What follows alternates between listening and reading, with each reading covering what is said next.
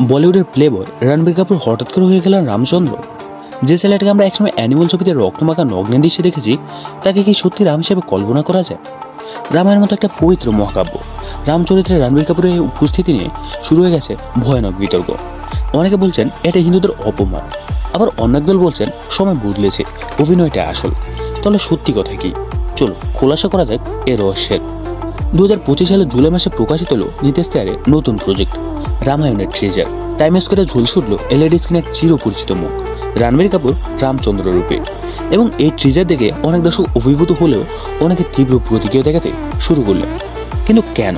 রণবীর কাপুর, যিনি বিখ্যাত তার রোমান্টিক চরিত্রে, সম্পর্কের গুঞ্জন আর সম্প্রতি তার অ্যানিমাল সিনেমার বোল্ড পারফরমেন্স দিয়ে তিনি কিভাবে মর্যাদাপ্রতীক রামচন্দ্রের চরিত্রে অভিনয় করতে পারেন?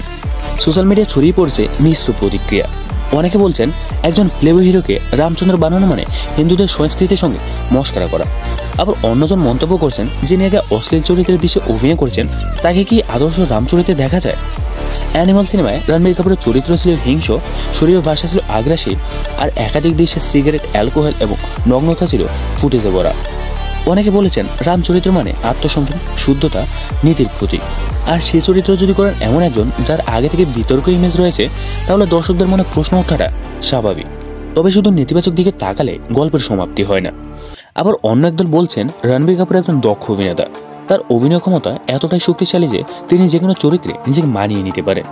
কেউ কেউ উদাহরণ টেনে বলেছেন পরেশ রাওয়াল একজন বিখ্যাত কমেডিয়ান ছিলেন, কিন্তু তিনি ওএমজি সিনেমাতে একজন ধর্মগুরু হিসেবে তাক লাগানো পারফরমেন্স দিয়েছিলেন।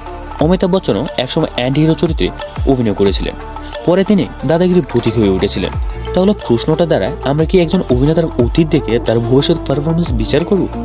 নির্মাতা নিতেশ তিওয়ারি এক সাক্ষাৎকারে বলেছেন, এই রামায়ণ শুধু একটা সিনেমায় নয়, এটা হবে ভারতের ঐতিহ্য এবং প্রযুক্তির মেলবন্ধন। তাই প্রতিটি চরিত্র নির্বাচন করা হয়েছে খুব চিন্তা ভাবনা করে। এছাড়াও জানানো হয় রণবীর কাপুর এই সিনেমার জন্য মাসের পর মাস শরীরের ভাষা, উচ্চারণ এবং চরিত্র অনুশীলন করছেন। তার অ্যানিমাল সিনেমার ইমেজ থেকে বেরিয়ে একদম ভিন্ন এক রণবীর ধরা দেবে এই সিনেমাতে।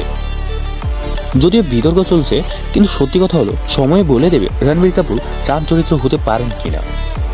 আমরা যদি একজন অভিনেতাকে শুধু তার ব্যক্তিত্ব, জীবন বা আগের চরিত্র দেখে বিচার করি, তাহলে হয়তো আমরা তার নতুন প্রয়াসকে অগ্রাহ্য করছি। রামায়ণ শুধু একটা গল্পই নয়, এটা বিশ্বাস, ভালোবাসা এবং আত্মত্যাগের কাহিনী। সেই গল্পে যদি সত্যি মন ছুঁয়ে যায়, তাহলে সেটা কার মুখে শোনা যাচ্ছে সেটা কি সত্যি এতটা গুরুত্বপূর্ণ?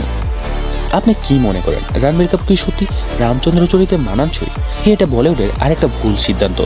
কমেন্টে জানাতে ভুলবেন না। আর অবশ্যই লাইক, কমেন্ট, শেয়ার এবং সাবস্ক্রাইব করে আমাদের পাশে থাকবেন। ধন্যবাদ।